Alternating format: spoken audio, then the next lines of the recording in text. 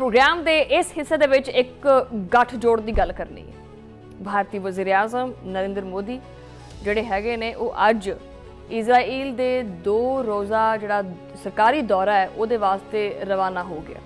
अच्छा, ये दौरा जिहड़ा हैगा वो सिर्फ कोई रस्मी मुलाकात या कोई सफारती तकरीब नहीं हैगी, बल्कि एक अस्करी, सियासी और इकतसादी जारियत की अलामत बन चुके हैं। अरबां डॉलर के दफाई मुआहदे, जदीद मिसाइल सिस्टम्स, ड्रोन्स और टैक्नोलॉजी के तबादले होंदे पे उन्हां तो बाद ये दौरा खिते के अमन वास्ते एक खतरा बन सकता है। अच्छा, इत्थे मैं मजीद अगे जाने तो पहले ये कहना चाहनी हाँ कि भारत वो मुल्क है कि इनू कोई भी बंदा अगर सिर्फ उंगल फड़ावे ना तो पूरी की पूरी बांह भी नहीं फड़ता, जफ्फा ही पा लेंदा उस बंदे नूं। अजकल इजराइल नाल काफ़ी जफ्फियां पै रही। अच्छा, फोर्ब्स इंडिया के मुताबिक भारत इजराइल के नाल तकरीबन कोई 8.6 बिलियन डॉलर के जंगी मुआहदे करन जा रहे हैं। इस मुआहदे दे विच बहुत सारा कुछ शामिल है। बंब भी हैगे ने, बैलिस्टिक मिसाइल्स भी हैगे ने, आइस ब्रेकर मिसाइल सिस्टम भी हैगा और हवा दे विचों, जमीन दे उत्तों और समंदर दे विचों मार करने वाले जदीद मिसाइल भी शामिल है। अच्छा, इस तो अलावा भारत जिहड़ा है ना वो बहुत सारे कुछ जदीद टेक्नोलॉजी वाले ड्रोन्स भी खरीदेगा जो कि एक वक्त दे विच 45 घंटे तक परवाज कर सकते हैं और हर किस्म के मौसम दे विच काम करने की सलाहियत भी रखते हैं। ये सारा कुछ एक इस तरह के वक्त दे विच हुंदा पिया है जदों फलस्तीनी आवाम गजा दे विच शदीद इंसानी बहरान, बमबारी और मुहासरे का सामना करती पई। भारतीय हुकूमत वास्ते ये वाज़े पैगाम है कि इंसानी हकूक और इंसानी बहरान भारत की तरजीह बिल्कुल नहीं हैगा। मोदी का यह दौरा जिहड़ा हैगा वो इजराइल महज अस्करी ताकत के इश्तराक और अरबां डॉलर के जिहड़े सूद है उत्थे तक महदूद नहीं हैगा, बल्कि एक आलमी सतह के उत्ते ताकत और असर जिहड़ा हैगा ना उहदी एक खुली नुमाइश भी हैगी है। लेकिन ये दौरा शुरू होने तो पहले ही तनाज़े खड़े करता पिया और तनाज़े का शिकार हो गया।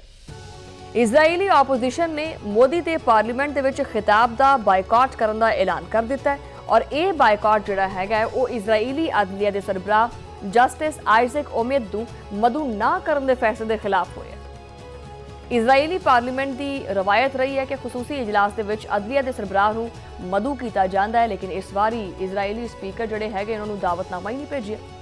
ये एकदम वाज़े तौर के उत्ते मोदी के दौरे नूं सियासी और वड्डे तनाज़े दे विच बदल दिंदा है। इस बायकॉट के पिछे ऑपोजिशन की नाराज़गी भी जिहड़ी हैगी ना वो बिल्कुल ठीक है। इजराइली ऑपोजिशन लीडर ने आख्या है कि ये मोदी के खिताब का बायकॉट नहीं हैगा, बल्कि ये अदलिया की आज़ादी का दिफा हैगा। और इस तो अलावा एक तनकीद भी सामने आई है वो ये कि वो अदलिया के इख्तियारात को महदूद करती पे है और खिते दे विच आपदी तौसीह पसंदाना पॉलिसियां नूं अगे वधांदे पे है। मोदी का यह दौरा महज दिफाई ताल्लुकात या तारीखी लम्हात वास्ते नहीं, बल्कि ये पिछे इजराइल का गठजोड़ ये तुहानूं पता ही है, इसदा एक बिल्कुल वाज़े एजेंडा है जिस दे तहत जनाबे वाला जिस दे तहत खिते दे विच अस्करी तवाजुन और सियासी असर वो मजबूत किया जा रहा है। अरबां डॉलर के जंगी मुआहदे, जदीद मिसाइल और ड्रोन्स की खरीदारी, फलस्तीनी जिहड़ी आवाम है फलस्तीन की उहदे उत्ते बराह रास्त दबाव पाउण दे मुतरादिफ है। सारा कुछ भारत की ऑपोजिशन के भी मोदी के दौरे के खिलाफ आवाज़ जिहड़ी ना बुलंद की जा रही है।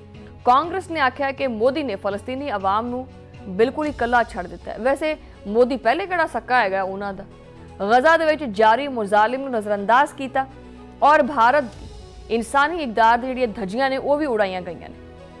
ऑपोजिशन के मुताबिक एक ऐसे वक्त दे विच जदों खिते विच इंसानी बहरान वधदा पिया है, मोदी का दौरा इजराइल इंतहाई गैर मुनासिब और गैर इखलाकी हैगा।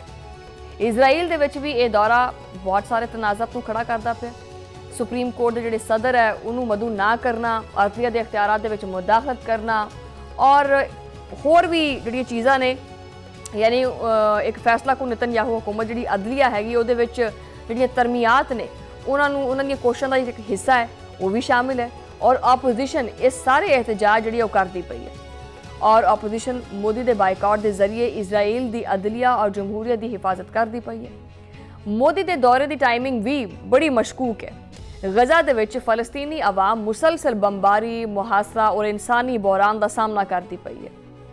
इस सूरत हाल दे विच भारत का दौरा इजराइल इंसानियत की नज़रअंदाजी और जारियत की एक मिसाल है। ਇਹ ਸਾਬਤ ਕਰਦਾ ਹੈ ਕਿ ਭਾਰਤ ਇਨਸਾਨੀ ਹਕੂਕ ਔਰ ਆਲਮੀ ਅਖਲਾਕਿਆਤ ਦੀ ਕੀਮਤ ਦੇ ਉੱਤੇ ਆਪਦੇ ਮਫਾਦਾਤ ਨੂੰ ਤਰਜੀਹ ਦਿੰਦਾ ਹੈ। ਵੈਸੇ ਇਹ ਕੋਈ ਢਕੀ ਛੁਪੀ ਤਾਂ ਗੱਲ ਨਹੀਂ ਹੈਗੀ ਸੀ। ਇੱਕ ਦਿਫਾਈ ਮਾਹਿਰ ਨੇ ਉਹਨਾਂ ਦਾ ਕਹਿਣਾ ਹੈ ਕਿ ਮੋਦੀ ਦੇ ਦੌਰੇ ਦੇ ਦੌਰਾਨ ਇਜ਼ਰਾਈਲ ਦੇ ਨਾਲ ਡਰੋਨਸ ਔਰ ਦੀਗਰ ਜਦੀਦ ਹਥਿਆਰਾਂ ਦੀ ਖਰੀਦਾਰੀ ਦੇ ਉੱਤੇ ਦਸਤਖਤ ਵੀ ਹੋ ਸਕਦੇ ਹਨ। ਅੱਛਾ, ਉਹਨਾਂ ਦੇ ਮੁਤਾਬਿਕ ਇਹ ਵੀ ਹੈ ਕਿ ਭਾਰਤ ਚਾਹੁੰਦਾ ਹੈ ਕਿ ਇਹ ਹਥਿਆਰ ਔਰ ਟੈਕਨੋਲੋਜੀ ਭਾਰਤ ਦੇ ਵਿੱਚ ਤਿਆਰ ਹੋਣ, ਜਿਹਦੇ ਵਿੱਚ ਨਾ ਸਿਰਫ ਭਾਰਤ ਇਜ਼ਰਾਈਲ ਤੱਕ ਜਿਹੜੇ ਤਾਲੁਕਾਤ ਨੇ ਉਹ ਮਜ਼ਬੂਤ ਹੋਣਗੇ, ਬਲਕਿ ਖਿੱਤੇ ਦੇ ਵਿੱਚ ਅਸਕਰੀ ਤਾਕਤ ਦਾ ਨਵਾਂ ਤਵਾਜ਼ੁਨ ਵੀ ਕਾਇਮ ਹੋਵੇਗਾ। ਇਹ ਦੌਰਾ ਤਾਰੀਖੀ ਵੀ ਹੈਗਾ। ਮੋਦੀ ਪਹਿਲੇ ਭਾਰਤੀ ਵਜ਼ੀਰ ਆਜ਼ਮ ਹੈਗਾ ਜੋ ਕਿ ਇਜ਼ਰਾਈਲੀ ਪਾਰਲੀਮੈਂਟ ਦੇ ਵਿੱਚ ਖਿਤਾਬ ਕਰਦਾ ਪਿਆ। ਉਹਨੂੰ ਤਾਂ ਮੇਰੇ ਖਿਆਲ 'ਚ ਹੁਣ ਰਾਤ ਨੂੰ ਨੀਂਦ ਹੀ ਕੋਈ ਨਹੀਂ ਆਣੀ ਕਿ ਮੈਨੇ ਖਿਤਾਬ ਕਰ ਦਿਆ ਹੈ। ਵਾਓ, ਭਾਰਤ ਦੇ ਸਫੀਰ JP ਸਿੰਘ ਨੇ ਇਹਨੂੰ ਤਾਰੀਖੀ ਕਰਾਰ ਦਿੱਤਾ ਹੈ। ਉਹਨਾਂ ਨੇ ਦਬਾ-ਦਬ ਜਿਹੜਾ ਨਾ ਉਹ ਸੋਨਾ ਪਿਘਲਾ ਕੇ ਤੇ ਲਿਖਣਾ ਸ਼ੁਰੂ ਕਰ ਦਿੱਤਾ, ਤਾਰੀਖੀ ਔਰਾਕ ਲਿਖੇ ਉਹਨੇ ਕਿ ਜੀ ਮੋਦੀ ਸਾਹਿਬ ਜਿਹੜੇ ਨੇ ਨਾ ਉਹ ਖਿਤਾਬ ਕਰਦੇ ਪਏ। ਹਕੀਕਤ ਕੀ ਹੈ ਬਈ? ਹਕੀਕਤ ਇਹ ਹੈ ਕਿ ਇਹ ਤਾਰੀਖੀ ਲਮਹਾ ਤਨਾਜ਼ਾਤ ਔਰ ਜਿਹੜੀ ਸਿਆਸੀ ਕਸ਼ੀਦਗੀ ਹੈ ਉਹਨੂੰ ਹੀ ਸਾਹਮਣੇ ਲੈ ਕੇ ਆਏਗਾ। ਇਜ਼ਰਾਈਲੀ ਆਪੋਜੀਸ਼ਨ ਦੀ ਤਰਫੋਂ ਜਿਹੜਾ ਨਾ ਇਹ ਬਾਈਕਾਟ, ਅਦਲੀਆ ਦੇ ਸਰਬਰਾਹ ਨੂੰ ਮਦੂਨਾ ਕਰਨਾ ਔਰ ਪਾਰਲੀਮੈਂਟ ਦੇ ਅੰਦਰ ਕਸ਼ੀਦਗੀ, ਇਹ ਸਾਰਾ ਕੁਝ ਵਾਜ਼ੇ ਕਰਦੀ ਹੈ कि ये दौरा अमन और शराफत की बजाय ताकत और जंग वास्ते है। मोदी और नेतन्याहू की मुलाकात दे विच अस्करी ताउन, इकतसादी तालुकात और खिते के सियासी मसाइल वो बड़े जेरे गौर ने, लेकिन हकीकत यह है कि ये मुलाकात फलस्तीनी आवाम की इंसानी मुसीबत के उत्ते एक सियासी और अस्करी फायदा हासिल करने की कोशिश भी हैगी। अरबां डॉलर के दफाई मुआहदे, जदीद मिसाइल और ड्रोन के सारा कुछ खिते के विच अदम इस्तेहकाम और जंग की अग नूं हवा देने के मुतरादिफ है। भारत इजराइल दफाई तालुकात खिते दे विच ताकत के तवाजुन विच बदलते पे ने। ये तालुकात सिर्फ भारत और इजराइल तक महदूद नहीं है, बल्कि आलमी सतह के उत्ते भी असर पा सकते हैं। फलस्तीनी आवाम इस सब का बराह रास्त शिकार है कि अरबां डॉलर के जंगी सौदे, जदीद हथियारों की खरीदारी और अस्करी इश्तराक, ये सारा कुछ मिलकर साबित करता पाया कि इजराइल गठजोड़ इंसानी हकूक और आलमी कवानीन और अमन के खिलाफ है। मोदी दे दौरे के असरात पाकिस्तान और दीगर मुस्लिम मुल्कों के उत्ते बड़े वाजे होंगे। इजराइल के नाल भारत तालुकात मजबूत होने नाल खिते दे विच अस्करी और सियासी तवाजुन खराब हो सकता है। फलस्तीनी आवाम वास्ते खतरा मजीद वध सकता है और आलमी सतह के उत्ते इंसानी बहरान की संगीनी मजीद वध जाएगी। इजराइल दे विच अदलिया और हुकूमत के दरमियान जारी कशीदगी भी मोदी के इस दौरे नूं मुश्किल बना सकती है और बनाती भी पई है। सुप्रीम कोर्ट के सदर नूं मदू ना करना ओपोजिशन और हुकूमत के दरमियान तनाज़ुर नूं मजीद वधांदा भी पिया। मोदी के खिताब का बाइकाट करना अदलिया की आज़ादी और जमहूरीत वास्ते जरूरी है कि मोदी के दौरे के दौरान अरबों डॉलर के दफाई मुआहदे और अस्करी इश्तराक खिते के विच अदम इस्तेहकाम पैदा करते पे। बहरहाल इत्थे मैं एक चीज़ कोट कर देवां ना, ये जिहड़ा हैगा ना, चलो भारत तो फिर भी किसी ना किसी ते ट्रस्ट कर लेगा, लेकिन जिहड़ा आ इजराइल है ना, ये बस छड्ड ही दिओ। इजराइल आपदे मफादात तो वध के उन्होंने कोई बंदा नहीं अजीज है। अगर आप ये गल करिए कि जी इजराइल अमरीका का बड़ा सक्का है, ना ना ना ना, अमरीका नूं भी वो सिर्फ आपदे मफादात वास्ते इस्तेमाल करता है। ये जो यहूदी ने ना माइंडसैट है ना, ये आपदे आप तो अलावा किसी दे सक्के नहीं है। और भारत बेवकूफ़ी का किरदार अदा करते हुए बस ये ना इन्होंने खबर चाहिए होंगी है कि असी आ कारनामा सर अंजाम दे दिता है, असी कोई बड़ी फतह हासिल कर ली।